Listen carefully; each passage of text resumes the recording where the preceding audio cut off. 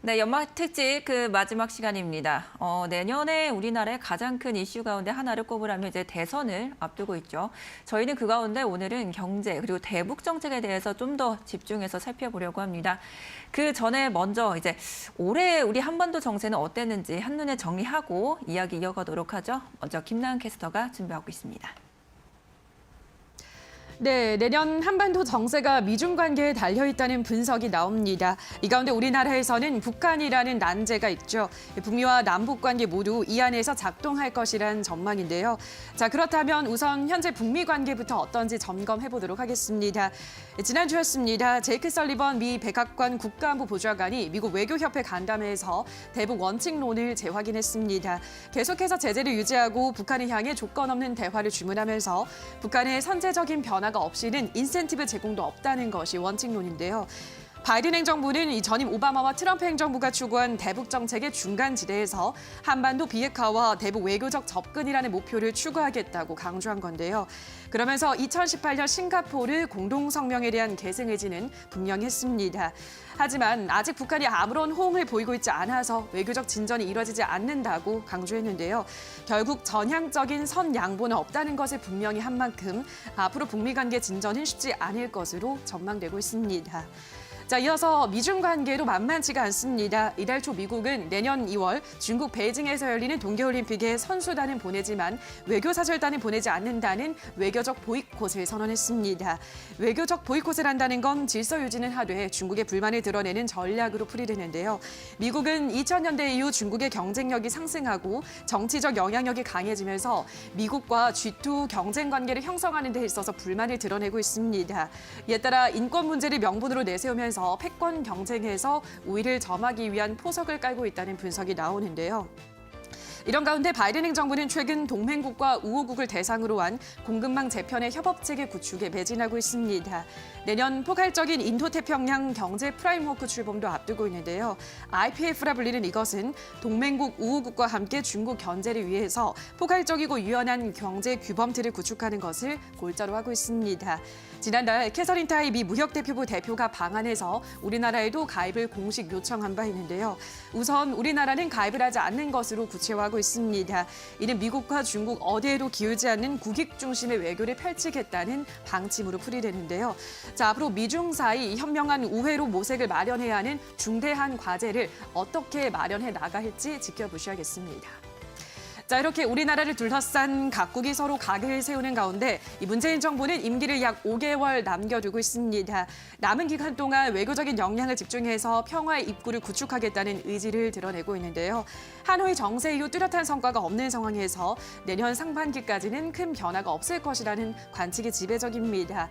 그리고 내년 3월 대선 이후 누가 당선되느냐에 따라 남북 관계에 중대한 변수로 작용할 것으로 보이는데요.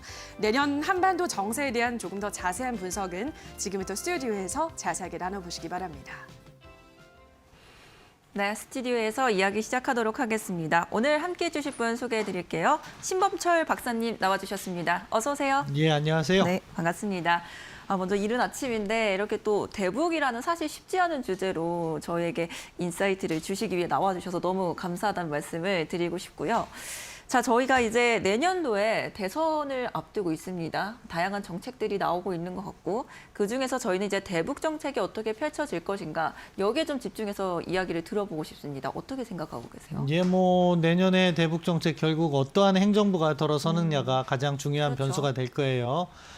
지금 이재명 후보, 윤석열 후보 비슷하지만 또 약간은 다른 색채를 드러내고 있거든요.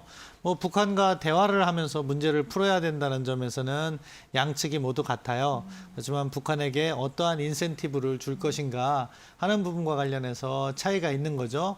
먼저 이재명 후보 같은 경우에는 문재인 정부의 한반도 운전자론을 이어가겠다 하는 입장인 것이고 윤석열 후보는 그런 것보다는 이제 억제를 강화하면서 북한의 고도화된 핵능력을 대응해 나가겠다.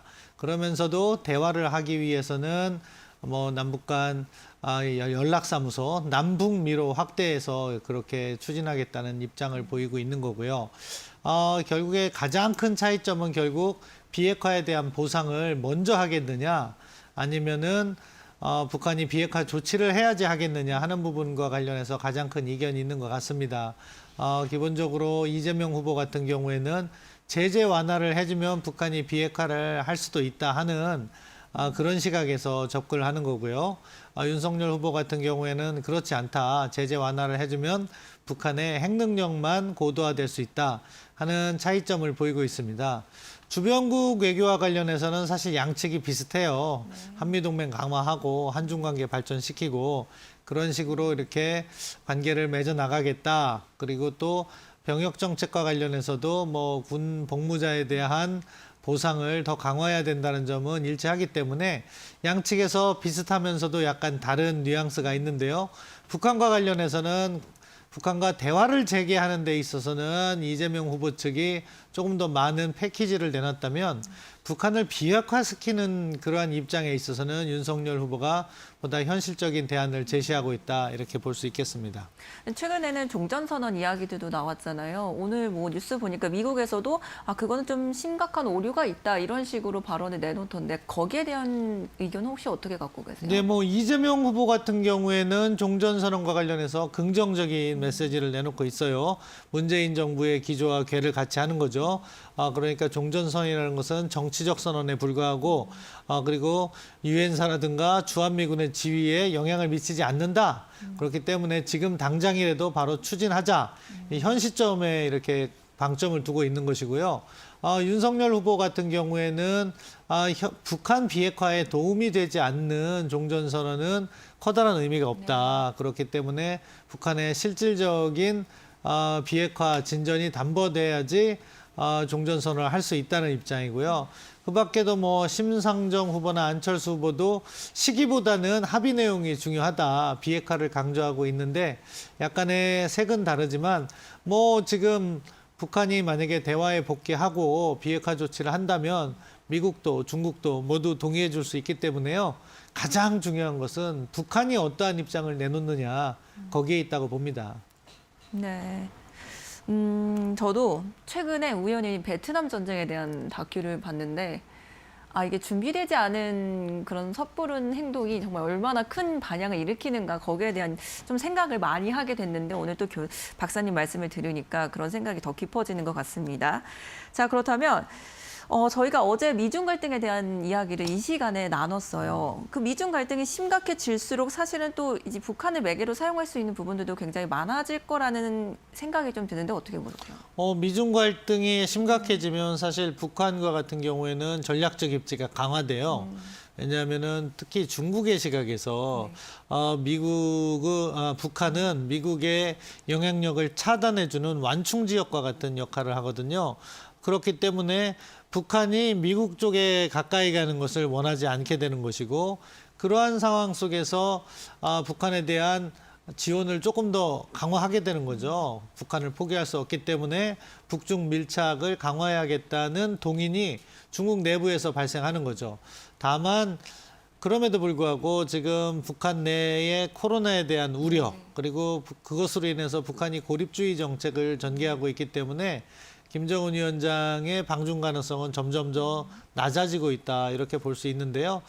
이러한 환경은 우리 정부로서는 당장의 문제를 풀어가는 데는 조금 도전 요인이 발생하는 거기 때문에 조금 우려스러운 부분이라고 볼 수 있겠죠. 그렇죠. 아무래도 이제 중국이 북한을 놔주지 않으려는 그런 움직임들이 더 강해질 수밖에 없다라는 상황에서 바이든 정부가 사실 대북 관련된 움직임은 그렇게 크게 나타나진 않았던 것 같아요. 근데 처음으로 이제 대북 제재에 대한 이야기들, 발언들 내놓았거든요. 박사님은 어떻게 해석하셨어요? 결국 바이든 행정부는 원칙적인 입장을 견제하겠다. 그 원칙이라는 것은 북한이 비핵화에 복귀를 해야지, 비핵화 대화에 복귀를 해야지 제재 완화라든가 관계 개선을 추진해 나가겠다 하는 입장이거든요. 바이든 행정부가 대북 제재, 인권 문제로 제재를 했어요. 그래서 뭐 딱히 북한만을 겨냥한 건 아니지만 전반적인 인권 문제와 관련해서 중국 그리고 북한 이렇게 제재를 했는데요. 다만 이렇게 제재가 강화되다 보니까 북한이 대화로 복귀할 명분은 점점 더 줄어드는 거죠. 왜냐하면 북한은 종전선언도 그렇고 대화 복귀도 그렇고 미국의 대북 적대시 정책을 포기해라 이렇게 주장을 하고 있어요. 근데 이제 제재 같은 경우 그리고 연합군사 훈련 중단 이런 것들을 요구하면서 이러한 것들이 제재나 군사훈련이나 인권 문제 제기가 결국 북한에 대한 적대시 정책이다 이렇게 이야기를 하고 있기 때문에 미국이 제재를 한다는 것은 북한으로서는 대화를 거부할 수 있는 명분을 제시한 거다. 그래서 결과적으로 북미 관계에 악영향을 미치고 있다 이렇게 볼 수 있겠죠. 굉장히 좀 어렵네요. 적대시하지 않으면서 또 원하는 걸 얻기란 굉장히 어려운데 어떤 스탠스를 취하는 게 맞는 걸까요? 우리 입장으로서는 대화와 비핵화를 동시에 접근해야죠. 동시에. 이게 단번에 풀리겠습니까? 지난 70여 년의 남북관계사를 이렇게 보더라도 좋은 시기가 있었지만 결국 북한이나 우리나 자기 목적을 추구하는 데 집중해 왔거든요. 지금 김정은 체제는 생존이 중요하기 때문에 대화 복귀를 거부하고 있는데 이것을 우리가 어떠한 인센티브 하나로 북한을 설득해낼 수 있다 하는 기대는 버리는 게 좋을 것 같고요.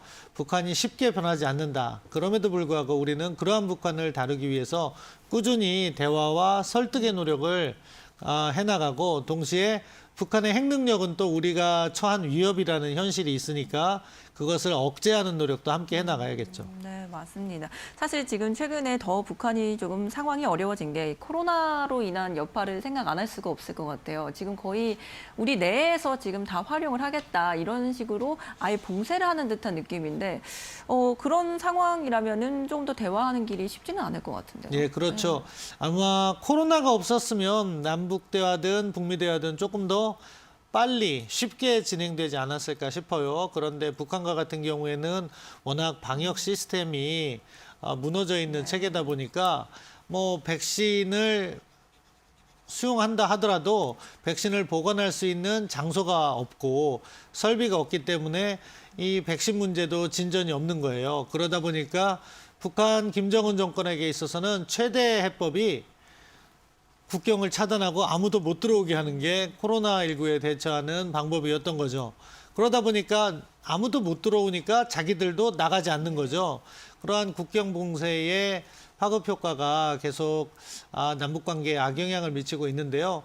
그런 과정에서 북한 체제는 또 이참에 내부 결속, 체제 충성이나 강요하자. 그러면서 체제 안정을 위해서 주민 통제를 강화하고 있고요. 올 연말에 이제 당 중앙위원회 전원회의가 개최됩니다. 아마 다음 주에 개최될 것으로 보이는데요. 연초에는 자력갱생이 강조됐어요. 마찬가지로 자력갱생이 다시 한번 강조된다면 문재인 정부 이제 임기 몇 달 남지 않았는데 남북 대화를 갖기에는 쉽지 않을 것이다. 그래서 과연 김정은 위원장이 어떠한 메시지를 내놓는지 우리가 좀 지켜봐야 될 필요가 있다. 그렇게 생각합니다. 사실 그동안 이제 코로나 때문에 정말 봉쇄를 하면서 어떻게 그런 소식을 저희가 많이 접할 수 없는 상황이었는데 최근에 김일성 10주기 추모를 하면서 오랜만에 이제 좀 모습을 드러내는 모습이 있었거든요. 거기서 저희가 좀 읽어볼 수 있었던 해석 가능한 부분들이 있었을까요? 특별한 그 해석 가능성보다는요. 김정은 위원장의 얼굴이 조금 많이 변했더라고요. 변했다. 네. 그만큼 북한의 고민이 심하다. 이렇게 볼 수 있겠죠. 지금 올 들어서 금년이 딱 김정은 집권 10년이에요. 그렇기 때문에 북한으로서는 여러 가지 성과를 주민들에게 과시하고 싶었을 텐데 사실 별다른 성과가 없거든요. 그렇다 보니까 체제 충성만 강조하고 있는 그런 상황인데 이러한 상황이 당분간 계속될 가능성이 높다. 왜냐하면 이 코로나19로 인해서 북한이 사실 오미크론 그것이 재확산되지 않으면 가을 정도에는 북한도 다시 북중 국경 봉쇄를 풀지 않겠느냐 하는 기대감을 갖게 했는데 지금 코로나가 다시 재확산되고 있고 하다 보니까 북한도 대외 정책 방향을 바꾸지 않고 있는 것 같아요. 실제로 정말 지금 북한의 경제 상황이 어떤지가 좀 궁금한데 이렇게 말로만 들었을 때는 저희가 쉽게 피부로 와닿지가 않거든요. 북한이 사실은 김정은 위원장 집권 초기에는 3% 가까운 경제 성장을 했어요. 그러다가 2016년, 17년에 핵실험과 미사일 실험을 워낙 많이 하다 보니까 그때 이제 강력한 제재를 맞게 됐거든요. 그러면서 2018년부터 경제가 어떻게 보면 마이너스 성장 쪽으로 돌아섰는데 이거를 회복시켜야 되는데 코로나19로 인해서 북중 무역을 통제하다 보니까 북한 경제가 매우 어려운 상황으로 처해진 거죠. 그래서 뭐 무역량을 따지면 과거에 비하면 10분의 1도 못하고 있는 그런 상황이고 내부적으로 식량난도 우려되는 상황인데 뭐 인도적 지원 같은 거는 중국 측에서 해주는 것 같아요. 그래서 육상에서의 교역은 차단됐는데 가끔 중국의 선박이 북한에 와서 물건을 하역하고 돌아간다고 해요.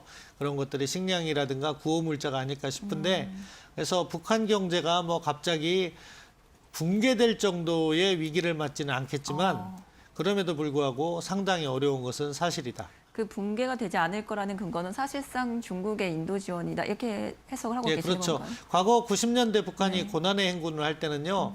갑작스러운 경제난과 식량난을 극복하지 못했어요. 그때는 중국이나 러시아에서 지원을 받지 못했거든요. 그러다 보니까 수급이 불균형이 이루어지고 특정 지역에 배급이 안 되는 경우에 거기에서 많은 사람들이 굶어 죽는 인명 피해를 보았는데 지금과 같은 경우에는 중국이 북한을 지원하려는 의지가 있고 그러한 경제력이 있기 때문에 뭐 90년대 고난의 행군과 같은 경제난은 맞지 않을 가능성이 높다 그렇게 평가합니다. 네, 저희는 경제 채널이다 보니 이 주식과 좀 연관해서 생각을 해보면 올해에 좀 주식이 대북 관련주들이 많이 움직였을 때가요. 김여정 부부장이 이제 정상회담에 대한 언급이 있었을 때 그리고 또 연락사무소 폭파했을 때 이 두 사건이 저는 가장 먼저 떠오르더라고요. 그 사건에 대해서는 어떻게 보고 계세요? 뭐 연락사무소 폭파는 사실은 작년의 일이죠. 네. 작년 7월 달의 일인데 그때 북한이 긴장을 의도적으로 고조시켰었던 거고요. 올 가을에 사실은 9월 말 10월 초에 북한이 남북 대화라든가 정상회담에 대해서 긍정적인 메시지를 내놨어요. 네. 사실 그때만 해도 코로나19가 재확산되기 전이었거든요. 그래서 북한도 나름대로 자기의 필요에 따라서 정상회담이나 외교적 행위를 하겠구나 하는 기대를 했는데 지금 뭐 아무 말도 하지 않고 있어요. 네. 왜냐하면은 코로나가 재확산되고 있는 상황에서 북한이 거기에 대한 대처 능력이 없다고 스스로 평가하고 있기 때문에 적극적으로 대화에 나오긴 어려울 것 같다. 그렇게 생각합니다. 사실 그러면 코로나만 아니었다면 지금 상황이 조금 이 남북과의 관계가 달라졌을 수도 있었겠네요. 예, 뭐 저는 네. 본질적인 부분은 몰라도 형식적인 부분은 달라졌을 것이다. 북한도 대화에 나오면서 국제사회의 지원을 조금 더 얻어내거나 또 다른 모습을 보이려 했을 가능성이 높다고 봐요. 다만 본질적인 부분과 관련해서는 지금 북한이 핵을 포기하면서 실질적인 평화를 구축하려 하는 건 아니거든요. 북한의 입장에서는 핵을 보유하면서 이렇게 한국과 또는 미국과 관계를 정상화하려 한다. 그런 입장이기 때문에 본질적인 부분은 아직 변하지 않고 있지만 코로나만 없었다면 그래도 대화는 재개되지 않았을까 하는 아쉬움이 있습니다. 네, 좀 아쉬움이 있네요. 그러면 저희가 이제 마지막으로 이제 김정은 집권 10년이 됐습니다. 이 10년 동안을 어떻게 좀 평가하고 계시는지 앞으로는 이런 방향이 좀 될 것 같다라고 생각하시는 부분이 있는지도 궁금해요. 사실 김정은 위원장 체제가 처음 들어섰을 때는 과연 이 권력을 장악할 수 있겠느냐 하는 여러 가지 우려가 제기됐던 거죠. 그런데 다행인지 불행인지 김정은 체제는 10년 동안 안착됐다. 그리고 처음에 한 2, 3년 동안 심지어 자기 고모부와 자기 배다른 형을 어떻게 보면은 뭐 암살하거나 또는 처형하는 그러한 상황까지 이르는 권력의 불안정성은 있지만 체제 자체는 이제 확실히 안착을 한 것 같아요. 문제는 그러한 체제가 북한 주민과 국제사회에 어떠한 영향을 미치고 있느냐. 사실은 아직 과거의 기본적인 어떻게 보면은 고립주의고 핵 개발을 통해서 체제 보위를 우선시하는 그런 접근에서 변화하지 않고 있다는 점이죠. 그래서 너무나도 아쉬운데 결국 이 문제는 뭐 국제사회의 지원 또 한국 정부의 대북 정책도 영향을 미치겠지만 근본적으로 북한 스스로 판단해야 될 부분이 있다. 지금처럼 고립으로 가서 국제사회에 위협이 되는 방향으로 간다면 북한의 경제 성장이나 주민 생활 개선은 점점 더 어려워질 것이고 국제사회의 제재는 지속될 것인데요. 북한이 입장만 조금 바꿔서 주변 주변국과 우호적인 관계를 유지하고 또 핵무기를 내려놓는 긴 프로세스에 돌입하게 된다면 북한의 미래는 밝을 수도 있다. 그래서 근본적으로 한국은 북한을 도울 수 있지만 근본적인 결정은 김정은 체제가 정해야 된다.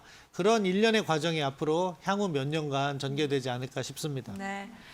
깔끔하게 정리를 해주셨습니다. 사실 뭐 최근 이제 10년까지는 김정은 체제를 공고히 하기 위해서 어느 정도 내부적인 봉쇄가 있었지만 앞으로는 좀 외교적으로 풀어야 되는 부분이 있다. 이렇게 좀 해석을 해주셨습니다. 자, 지금까지 신범철 박사님과 함께했습니다. 감사합니다. 감사합니다.